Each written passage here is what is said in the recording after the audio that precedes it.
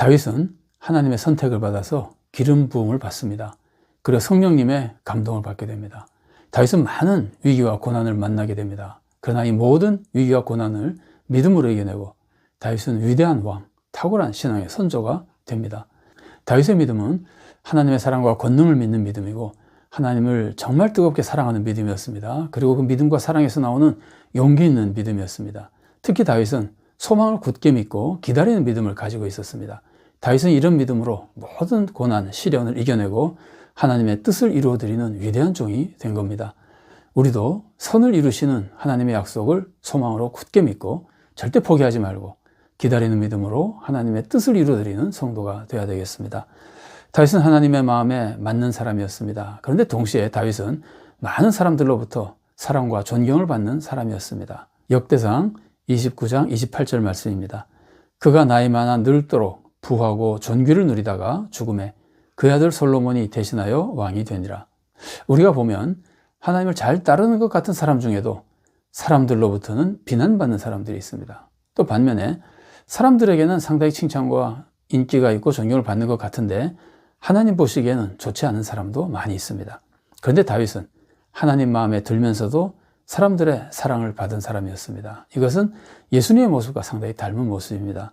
누가복음 2장 52절 말씀 보십시오. 예수는 지혜와 키가 자라가며 하나님과 사람에게 더욱 사랑스러워 가시더라. 하나님과 사람에게 사랑스러워 가시는 모습이 예수의 모습이었는데 다윗도 이런 모습을 많이 닮은 사람이었습니다. 사실 사람이 정말 하나님을 제대로 바로 믿으면 사람들의 사랑과 존경을 받게 됩니다. 왜냐하면 올바른 믿음은 사랑으로 역사합니다. 그래서 믿음은 이웃을 사랑하고 세상의 정의를 행합니다. 그래서 사람들로부터도 사랑과 존경을 받게 되는 겁니다. 물론 악한 사람들로부터는 미움을 받습니다. 그런데 이런 사람들은 자신이 하나님을 싫어하는 악한 사람들입니다. 하나님을 바로 믿는 사람이 그런 사람들로부터는 미움을 받을 수밖에 없습니다. 잠언 29장 27절 말씀입니다. 불의한 자는 의인에게 미움을 받고 바르게 행하는 자는 악인에게 미움을 받느니라. 그래서 부도덕한 사람들이 올바른 성도를 미워하는 경우가 많이 있습니다. 그런데 세상에서 도덕적으로 사는 것 같은 사람들도 기독교의 교리를 싫어해서 성도를 미워하는 경우가 있습니다. 이렇게 기독교의 교리를 싫어하는 사람은 그 사람이 아무리 세상적으로 바르게 산다고 하더라도 그 자체가 하나님 앞에서는 악인인 겁니다. 그래서 성도는 악인들에게는 미움을 받을 때가 많이 있는 겁니다. 그러나 선한 사람들과 보통 사람들로부터는 올바른 믿음을 가진 사람들은 사랑과 존경을 받게 됩니다. 사람들은 하나님의 형상대로 지어졌고 비록 타락하긴 했지만 그 안에 양심이 남아있어서 보통은 선을 행하는 자를 좋아하기 때문입니다. 그런데 다윗은 어떻게 살았기에 사람들로부터 사랑과 존경을 받았을까요? 다윗의 모습을 좀 더 살펴보겠습니다. 다윗은 백성을 강자나 약한 자나 공평하게 대했습니다.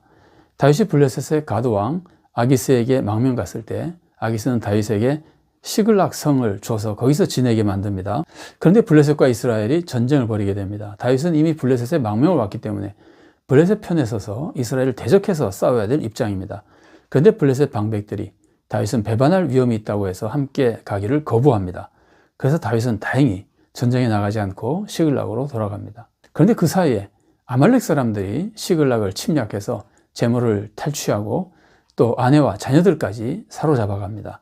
다윗은 사람들을 이끌고 추격합니다. 그래서 600명이 함께 추격하다가 200명은 너무 지쳐서 못 가기 때문에 길에 그냥 남겨두고 400명만 데리고 가서 아말렉을 칩니다.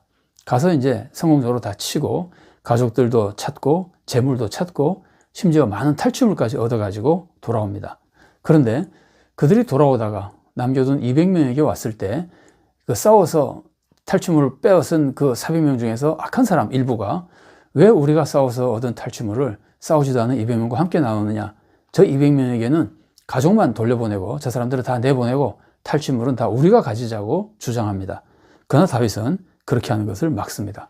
끝까지 가서 싸운 사람들과 중간에 남아서 싸우지는 못했지만 그들과 함께 하다가 지쳐서 끝까지 가지 못하고 중간에 남았던 그 사람들 200명이 모두가, 그러니까 400명과 200명 모두가 똑같이 탈취물을 나누게 합니다. 그리고 이것을 이스라엘의 법으로 세웁니다. 사무엘상 30장 24절 말씀입니다. 이 일에 누가 너에게 듣겠느냐? 전장에 내려갔던 자의 분깃이나 소유물 곁에 머물렀던 자의 분깃이 동일할지니 같이 분배할 것이니라 하고. 그러니까 다윗의 백성을 지도하는 방법은 공평하게 지도하는 방법이었습니다. 사람은 능력과 업적에 따라서 다르게 대우받는 것이 공평한 경우도 있습니다. 삶에 필수적으로 꼭 필요한 것들 이외의 것들에 대해서는 그렇게 하는 것이 좋을 수도 있습니다. 그러나 능력과 업적에 관계없이 모두 똑같이 대우받아야 공평한 경우도 있습니다. 삶에 기본적으로 꼭 필요한 것들에 대해서는 이렇게 하는 것이 오히려 공평한 겁니다. 여러분, 예수님의 포도원 일꾼 비유가 있잖아요. 이 비유를 보면은 먼저 와서 12시간 일한 사람과 나중에 와서 1시간밖에 일하지 못한 사람에게 주인은 똑같이 한 데나리온씩 줍니다. 그러자 12시간 일한 사람들이 불공평하다고 불평합니다. 그러자 주인은 내가 선한 것을 너희가 악하다고 하느냐 그러면서 내 것이나 가지고 돌아가라 그럽니다. 주인은 자기가 여기서 선하다 그럽니다. 일꾼들이 주인의 선을 비난하는 것이 오히려 악이라고 꾸짖습니다. 마태복음 20장 13절부터 15절까지의 말씀입니다. 주인이 그 중에 한 사람에게 대답하여 이르되 친구여 내가 네게 잘못한 것이 없노라. 네가 나와 한 데나리온의 약속을 하지 아니하였느냐. 내 것이나 가지고 가라. 나중 온 이 사람에게 너와 같이 주는 것이 내 뜻이니라. 내 것을 가지고 내 뜻대로 할 것이 아니냐. 내가 선함으로 내가 악하게 보느냐. 그렇다면 주인이 선한 이유가 뭘까요? 주인은 12시간 일한 사람에게는 원래 한 데나리온 주겠다고 하는 약속을 지켰습니다. 그래서 한 데나리온 줬습니다. 그리고 1시간 일한 사람도 한 데나리온을 받아야 최소한 인간적인 삶을 살아갈 수 있게 됩니다. 그래서 주인은 그에게 자비를 베푸는 겁니다. 주인이 자비를 베푸는 것은 주인의 자유입니다. 선한 일이죠. 주인이 자기 돈으로 어려운 사람을 돕는 것, 선하고 좋은 일입니다. 그래서 주인은 선을 행하고 주인은 선한 사람인 겁니다. 하나님이 다스리시는 천국의 법칙을 보십시오. 하나님은 사람의 외모나 업적을 보시지 않습니다. 사람의 마음을 보십니다. 하나님의 은혜로 모든 것을 채워주십니다. 특히 하나님은 사람들이 인간답게 살기를 원하십니다. 그래서 우리도 업적에만 비례해서 주면은 인간답게 살지 못하는 사람도 생기게 되거든요. 업적에만 비례해서 행동하는 이것은 은혜가 없는 율법주의가 되어버리는 겁니다. 하나님의 섭리와 다른 삶이 되어버리는 겁니다. 다윗의 행동을 보십시오. 다윗의 행동이 공평한 이유를 살펴보면 다윗은 낙오되었던 200명도 이 200명이 마음을 보세요. 악한 뜻으로 안 간 것이 아니잖아요. 부득이해서 가지 못한 거잖아요. 그들의 마음은 정말 다윗과 자기 동료들을 사랑하는 마음이거든요. 또 600명은 한 공동체입니다. 악행을 하지 않은 동료에 대해서는 한 공동체니까 모두 함께 서로 보살피며 함께 행복해야만 됩니다. 그래서 그 공동체 안에 있는 사람들이 존중받으면서 인간답게 살려면 아무도 무시당하지 않고 배척당하지 않아야 되는 겁니다. 그러니까 다윗이 200명을 존중해 주는 것은 오히려 선한 삶이 되는 겁니다. 오히려 200명에게는 주지 말고 200명을 쫓아내자고 한 그 사람들이 자기 탐욕을 부리는 악한 사람들인 겁니다.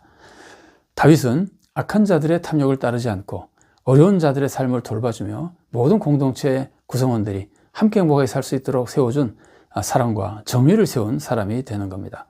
물론 그렇다고 해서 무조건 똑같이만 나눠주는 것이 하나님의 섭리는 아닙니다. 하나님의 섭리는 마음을 보시고 삶의 필요를 보시면서 인간답게 공평하게 그리고 화목하게 살기를 바라시는 겁니다. 만일 무조건 똑같이 주는 법만을 세워버리면 사람들이 게으름을 피우며 자기의 사명을 다하지 않고 공동체에 해가 되고 공동체가 무너질 위험이 있습니다. 여러분, 산상설교를 보십시오. 산상설교의 말씀은 우리의 목표이지 우리가 사회법으로 만들어서 강제로 행하게 할 수 있는 것이 아닙니다. 만일에 달라는 대로 주라고 하는 말씀을 법으로 만들어서 강제로 시키면은 사람들은 게으름을 피우고 자기 사명을 다하지 않고 남에게 얻으려만 하게 되고 모든 사람들이 해를 당하고 오히려 사회가 무너지게 되는 겁니다. 하나님은 우리가 심은 대로 거두게 하십니다. 노력과 업적에 따라서 다르게 주시는 것이 하나님의 정의인 경우도 많이 있습니다. 하나님은 서로 다르게 주시고 각자 자기가 받은 것으로 서로 도우며 살게 하시는 겁니다. 돈을 많이 받은 사람이 있고 돈을 적게 받은 사람이 있으면 그들이 서로 포용하고 협력하며 함께 행복하게 살아야 되는 겁니다. 돈은 적게 받았더라도 또 다른 기술을 받은 사람들이 있잖아요. 돈은 많더라도 그 기술이 없는 사람들이 있잖아요. 그런 사람들이 하나님 주신 것으로 서로 도우면 서로 화목하고 행복한 삶을 살아갈 수 있게 되는 겁니다. 우리는 업적 중심으로 살지 말고 공평과 사랑과 돌봄으로 살아야 됩니다. 마음을 보고 한 가족처럼 모든 인간답게 살도록 도와야 됩니다. 그리고 또 어떨 때는 수고에 따라 다르게 보상해야 됩니다. 그러나 그것을 서로 자기가 받은 것으로 서로 도우면서 함께 행복을 누리는 공동체를 이루어 나가야 됩니다. 우리는 공평과 사랑과 주님의 지혜로 이웃을 돌보며 하나님의 뜻을 이루어드리는 복된 성도가 될 수 있기를 바랍니다.